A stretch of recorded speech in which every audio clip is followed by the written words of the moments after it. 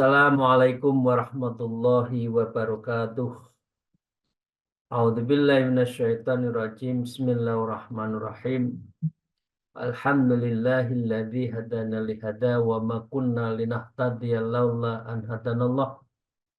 Asyhadu an la ilaha illallah wahdahu la syarikalah wa asyhadu anna Muhammadan abduhu wa rasuluh la nabiyya ba'dah.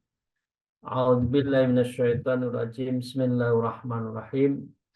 Ya ayyuhalladzina amanu taqullah wa kunu ma'as shadiqin amma ba'd. Para salikin jamaah rahimakumullah, semoga kita senantiasa mendapatkan rahmat maunah dan keberkahan dari Allah Subhanahu wa taala. Mari kita bersyukur memulai ngaji kita pada pagi hari ini biqauli alhamdulillahirabbil alamin ala kulli halin wa nimatin, dan senantiasa bersolawat kepada junjungan Nabi kita, Allahumma sholli ala sayyidina Muhammad wa ala alihi wa ashabihi. Para jamaah rahimullah, mari kita lanjutkan masih insyaallah bab 5 dan sekarang makalah yang ke-16. Wa qala al-mu'allif fi hadzal kitab wa nafa'allahu bima bi ulumiha fit darain amin ya rabbal alamin. A'udzu billahi minasyaitonir rajim. Bismillahirrahmanirrahim. Wal maqalatus sadisah asyarah. Makalah yang ke-16 amba'dil hukama, dan ini menjadi bagian dari pendapat ulama-ulama terdahulu kita rahimahullah ta'ala. Semoga Allah meridhoi dan merahmati beliau. Beliau secara makolahnya mengatakan baina yadiyat taqwa wa khamsun aqobatin man jawazaha nalat taqwa. Dari inilah beliau mengatakan di hadapan takwa, baina yadiyal takwa, artinya ayya amamat takwa, artinya kita selalu disebut takwa itu apa sih kriterianya? Khamsun aqobah, itu pasti menjalani 5 tanjakan, 5 ujian, yaitu jalan yang selalu menanjak. Artinya perlu ada peningkatan dari satu hari ke satu lain. Itu ada 5 ya yang akan ia meraih takwa. Artinya waya tarku muradatin nafs, yaitu meninggalkan rayuan-rayuan nafsu, itu kata kuncinya.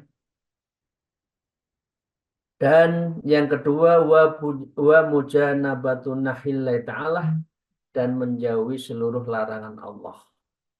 Jadi asar orang yang takwa itu adalah meninggalkan dan mengalahkan rayuan nafsu dan menjalankan semua perintah Allah dan menjauhi dari seluruh apa yang dilarang oleh Allah.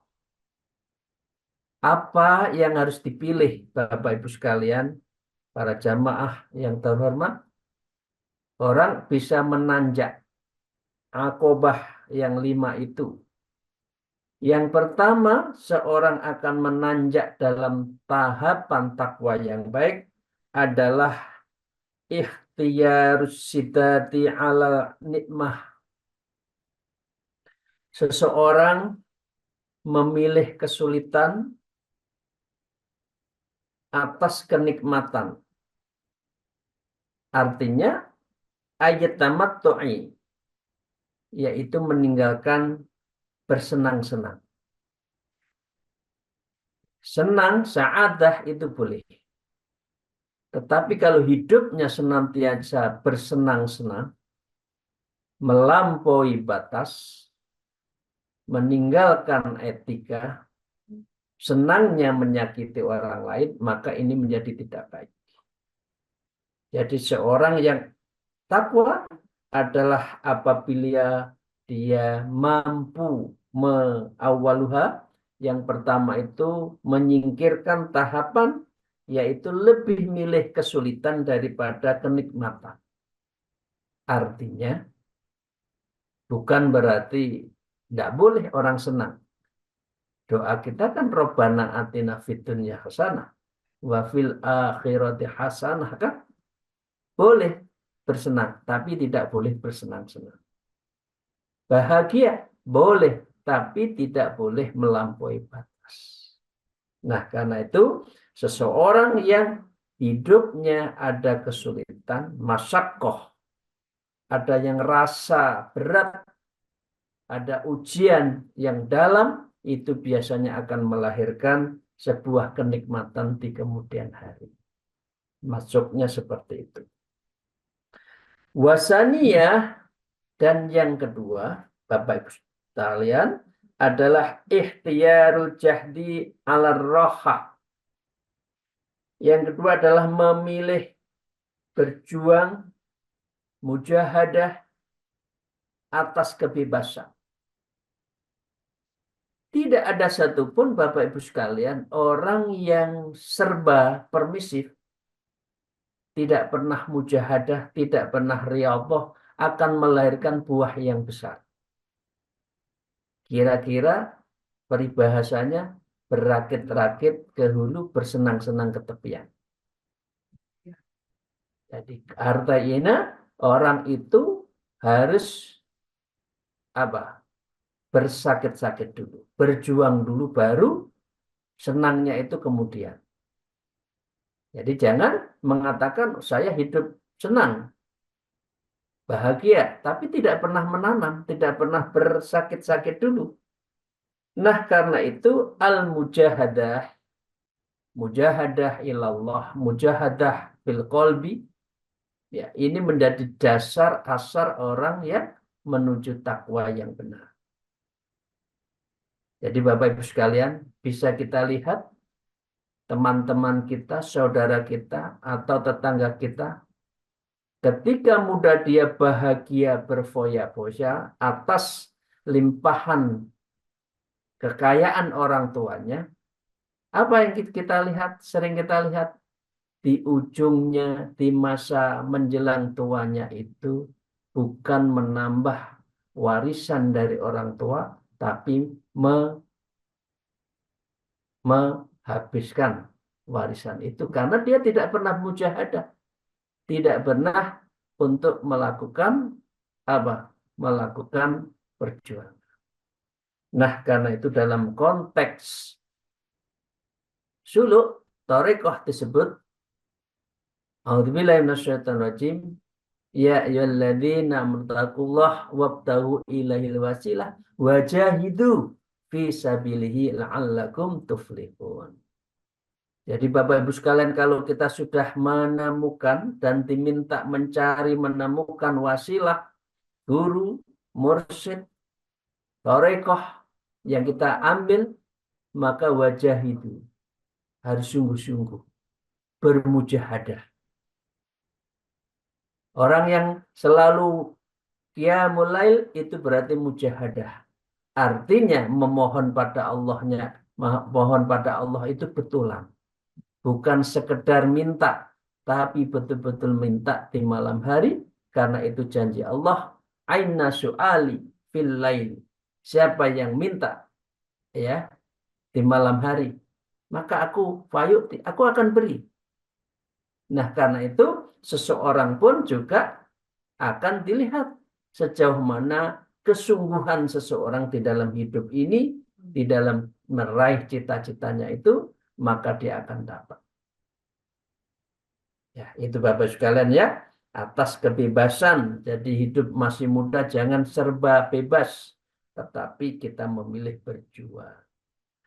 Aiza wala ta'ab, yaitu kehilangan, hilangnya, akhirnya ke belakangnya itu adalah kenikmatan. kita akan mendapatkan, maksudnya mendapatkan kenikmatan kalau kita berjuang. Tapi saat kita berjuang itu adalah zawalit ta'ab, selalu penat. Orang berjuang itu penat. Ibu dan bapak sekalian, yang ketiga, wa thalithuha ikhtiyarud dulli alal izzi. Yang ketiga, memilih ikhtiyarud dulli, menjadi orang yang tidak dihargai. Dulli. Menjadi orang yang apa? Tidak dinilai dah. Apa itu? Diejek-ejek, nggak apa. Itu lebih baik daripada dipuji-puji. Karena orang yang dipuji seringkali lupa diri. Tapi kalau orang direndahkan, dzulli, maka dia adalah alal izzi, pada saatnya dia justru akan jaya.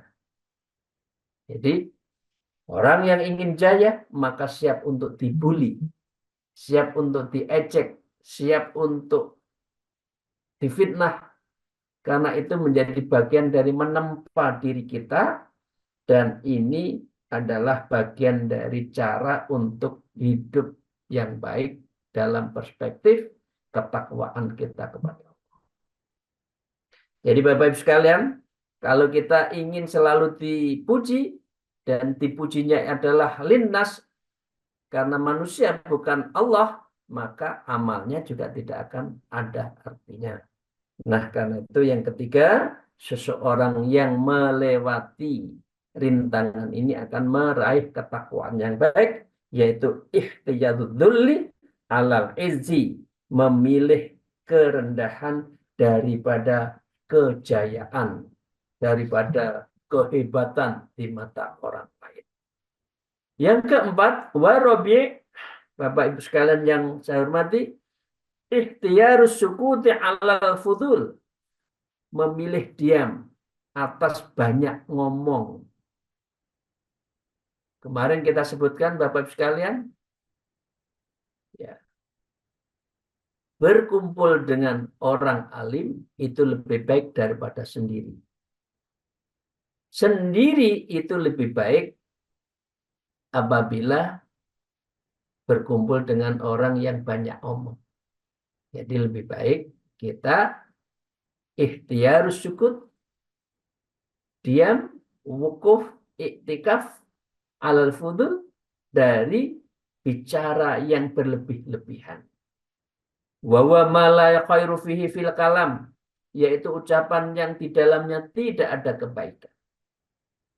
Jadi kalau boleh milih, kita bersama para kiai, para ulama yang kita dengarkan karena beliau ngomong, itu lebih baik daripada sendiri. Tapi sendiri lebih baik daripada kumpulan orang yang tidak ada manfaatnya dalam pembicaraan. Ngobrol. Bahasa sekarang itu banyak omon-omon, tidak ada artinya. Kalau dulu kita mendengar omong apa? Ngomong kelobot, ngomong soal semen, kan gitu dulu. Yang nggak jelas jeluntrungnya. Nah, yang kelima, Bapak-Ibu sekalian, ikhtiyarul maut alal hayat, dia memilih mati atas hidup. Pengertian mati di sini bukan mati dalam arti maut, nyawa ya. Mati dalam arti kita membunuh nafsu kita. Daripada menghidup-hidupkan nafsu, lebih baik kita membunuh nafsu itu agar kita bisa lebih syari' ilal Allah, ilallah. Lebih cepat menuju Allah. Lebih cepat muqarrabah wa muraqabah ilallah. Caranya seperti itu Pak, Ibu, Bapak sekalian ya. Jadi kita saling membunuh yang ada di dalam diri kita, yaitu nafsu kita. Karena itu orang-orang yang sudah mutawasifin, orang tasawuf itu mengatakan mutu qoblal maut. Matilah engkau sebelum mati. Artinya kita wafatkan nafsu kita sebelum nanti kita wafat betul, terpisahnya antara badan dengan nyawa kita. Mutu qoblal maut. Matikanlah dirimu sebelum engkau mati. Artinya Wal mautu inda ahli ta'ala, mati dalam pengertian orang-orang yang di sisi Allah, orang yang tasawuf adalah qam'u hawa nafs, yaitu menundukkan hawa nafsu. Faman mata an hawahu, maka siapa saja yang telah mati dari hawa nafsunya, faqad haya bihadhi, maka dia sungguh telah hidup di dalam pendekatan diri pada Allah.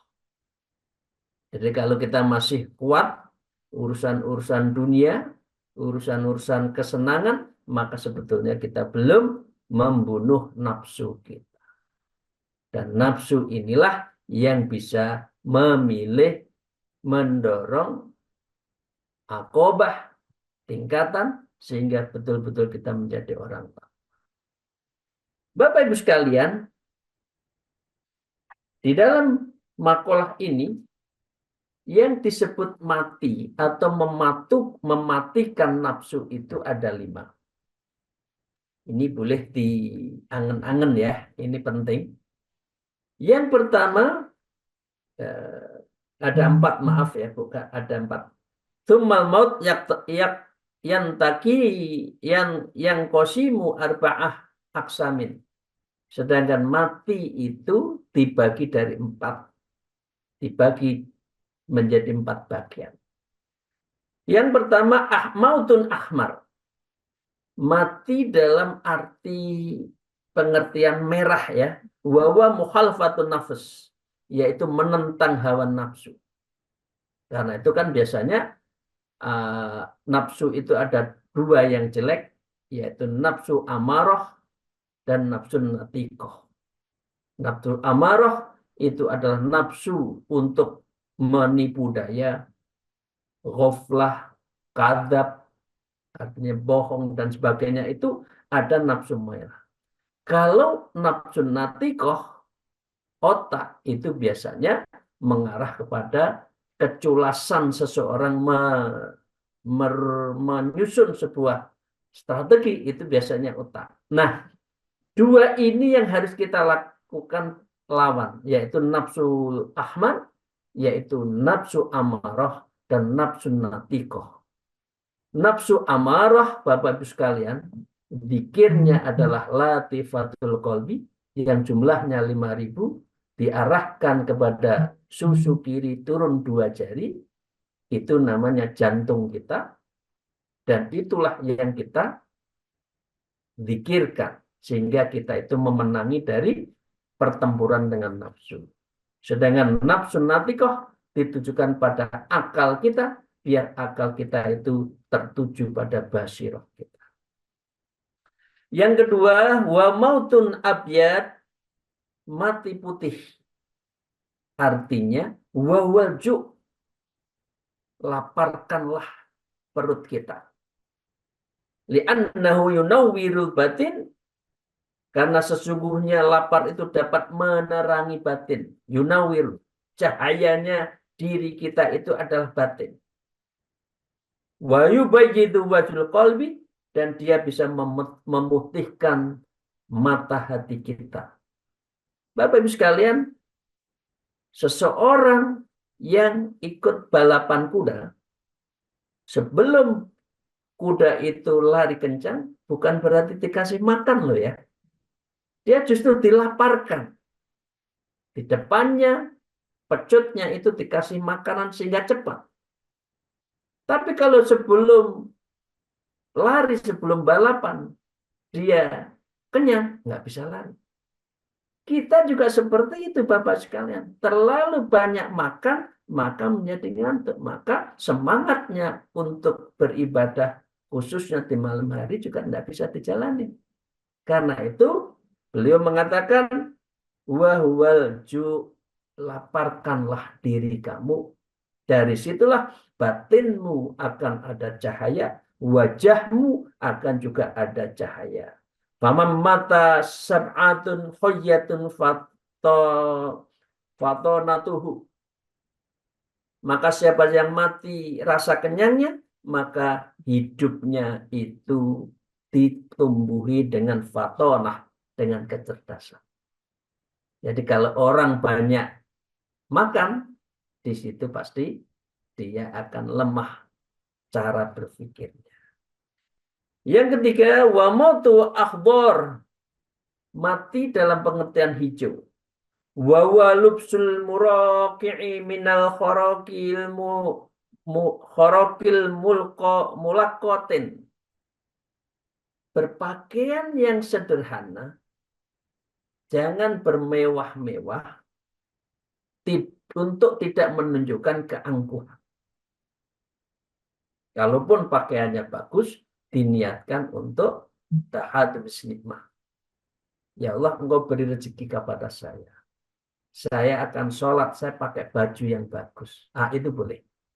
Tapi kalau bermegah-megahan dalam rangka kesombongan di hadapan orang lain, pakaiannya bagus, maka itu adalah bagian dari ujub, bagian membanggakan diri. Allati la qiyamaha laki matalaha, yang tidak ada harganya. Artinya pakaiannya harganya biasa saja. Li'ingkita'ihi wasiddatihi bil qona'ah. Kalau kita sudah bisa meletakkan berpakaian, berpenampilan, tidak dalam rangka sombong, takabur, ya ujub, maka ini sudah menunjukkan wasiddatihi bil qona'ah. Itu sudah menunjukkan kita bersikap qona'ah. Nah, yang keempat, wa mautu aswad, wafat dalam arti yang hitam, artinya wawa ihtimalu adzal khalqi, yaitu menanggung beban disakiti makhluk. Semakin pohon tinggi, semakin angin kencang. Semakin seseorang itu jadi tempat perhatian, di situ orang akan mencari kesalahan. Dan semakin orang baik, biasanya dicari jalan untuk difitnah. Karena itu, dalam hubungan dengan manusia, kita harus siap untuk menanggung ihtimalu adzal khalqi. Tidak apa-apa. Innallaha ma'ana. Allah bersama kita. Kita nggak usah takut terhadap celaan dan juga terhadap fitnahan orang lain. Wawal fana'u fillah. Nah, ini orang yang sudah tidak terikat kepada manusia, orang yang tidak takut dengan beban dibuli oleh manusia, maka al-fana'u fillah, orang itu sudah fana di dalam Allah. Dia nggak peduli manusia itu membuli, manusia mengolok-olok, karena dirinya hanya ingin satu, yaitu bertali sambung dengan Allah Subhanahu wa taala, dan dia dalam keadaan Dalam keadaan lenyap di hadapan Allah, bukan hadapan manusia. Li syuhudil adza minhu, dan karena dia menyaksikan terhadap kesakitan darinya itu. Artinya menikmati ujian-ujian itu karena kita sudah fana, sudah tajalli, sudah pertelo, sudah jelas hubungan kita dengan Allah. Tali ikatnya itu sudah sangat kuat sehingga kita tidak silau dengan celaan orang lain. Biru'yati fana'il af'al, dengan melihat lenyapnya kepada perbuatan makhluk. Perbuatan makhluk tidak ada artinya. Kita tidak ingin dipuji oleh orang. Kita tidak ingin dicaci oleh orang. Kalaupun dicaci, kita tidak peduli dan tidak ada impact sama sekali. Inilah yang disebut dengan fana'illah. Karena kita sudah fana, sudah lenyap diri kita, yang ada hanya satu, yaitu Allah. Dan kita menjadi muraqabah. Orang yang dalam pengawasan, dalam rengkuhan Allah. Wa muqarrabah, orang yang hamba yang betul-betul qarib, dekat dengan Allah. Fi fi'li mahbubihi, dalam perbuatan itu semua karena kekasihnya Allah. Karena itu seorang wali itu tidak peduli. Karena orang wali itu hanya dituju pada Allah. Sehingga dia kadang-kala pakaiannya compang-camping. Dia tempatnya sederhana di gunung-gunung, di tempat-tempat yang sepi. Karena dia tidak ingin dipuji manusia, yang ada adalah ingin bersama Allah. Fana'illah. Bapak Ibu sekalian itu ya, Bapak Ibu, 5 cara untuk memilih jalan menuju takwa. Salah satunya yang terakhir tadi adalah mutu qoblal maut. Kita wafatkan nafsu-nafsu kita sebelum kita betul-betul mati yang sesungguhnya.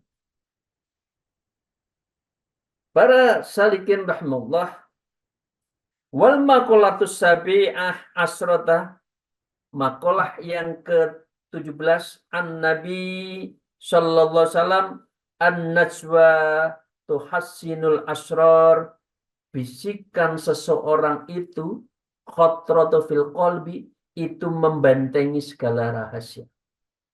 Jadi kalau ada sesuatu maka kita sering ditanya, tanya pada hatimu yang terdalam. Kira-kira kan gitu kan? Ayil musariratun tukhfidul umuru wal maktubah, yaitu menyimpan rahasia dapat memelihara segala perkara yang disembunyikan.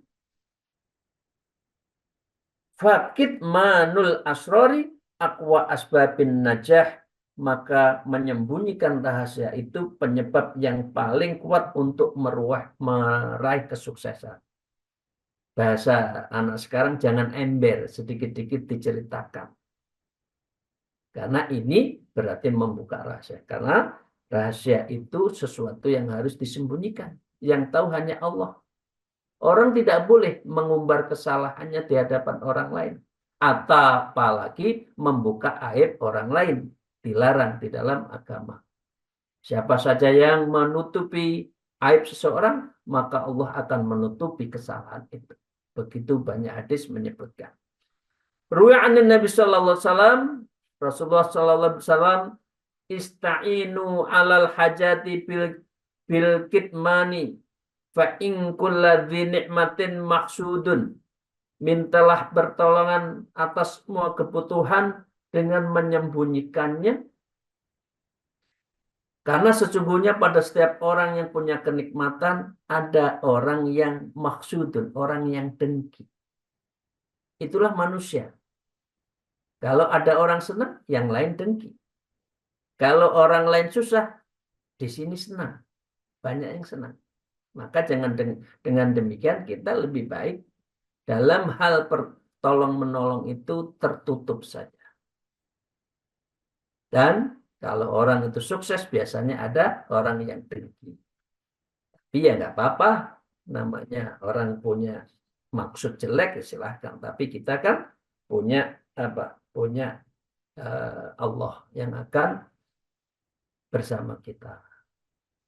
Yang kedua, tadi ya, Rasulullah mengatakan an-najwa tahassinul asrar, bisikan khotroh hati nurani itu akan membentengi segala rahasia kita. Yang kedua, wasodaqatu tuhassinul amwal. Sodakoh itu akan membentengi harta kita. Ru'an Abi Darda, diriwayatkan dari Abu Darda, qala Rasulullah sallallahu alaihi wasallam, ma min yaumi gharabat fihi samsuhu illa wa malakani yunadiyani. Tidak suatu hari pun orang yang matahari terbenam di hari itu, melainkan 2 malaikat akan berseru. Allahumma a'ta fikon. Ya Allah, gantilah orang-orang yang berinfak. Khalafan wa musakan talafan. Dan rusakkan orang yang menahan hartanya. Jadi kita diminta untuk bersedekah terus. Wa anjala fi dzalikal Quran. Ya, maka saat itulah turunkan Al-Quran. Artinya saat itu Rasulullah lagi berdoa, Al-Quran turun. Apa? Fa'amma man a'ta wattaqo wasaddaqa bil husna fayanuyassiruhu lil yusra. Surat Al-Lail wal laili idza saja kan di ayat 57. Beliau mengatakan, adapun orang yang memberikan hartanya di jalan Allah dan bertakwa dan membenarkan adanya pahala yang terbaik di surga, maka kelak akan menyiapkan baginya jalan yang mudah. Jadi orang yang bersedekah itu membentengi hartanya. Qala Ibnu Abbas radhiyallahu anhu ayu man a'ta fi ma amara. Sayyidina Ibnu Abbas radhiyallahu an mengatakan siapapun orang memberi dalam segala hal yang diperintahkan wattaqo fi ma khadara, dan dia bertakwa dalam segala yang ada pada dirinya, wasaddaqa bil khulafi min ata'in, dan ia membenarkan dengan hal yang belum ada dari pemberiannya, fasa yuhayyi'ahu lil khoslati allati tu'addi, maka Allah akan memudahkan untuk mendapatkan sesuatu illa rohah, yang membawa dirinya kepada kesenangan. Artinya orang itu harus selalu niat untuk memberi. Niat memberi, barangnya belum ada, itu akan Allah segera beri. Jadi niat saja kok nggak mau, itu berarti pelit.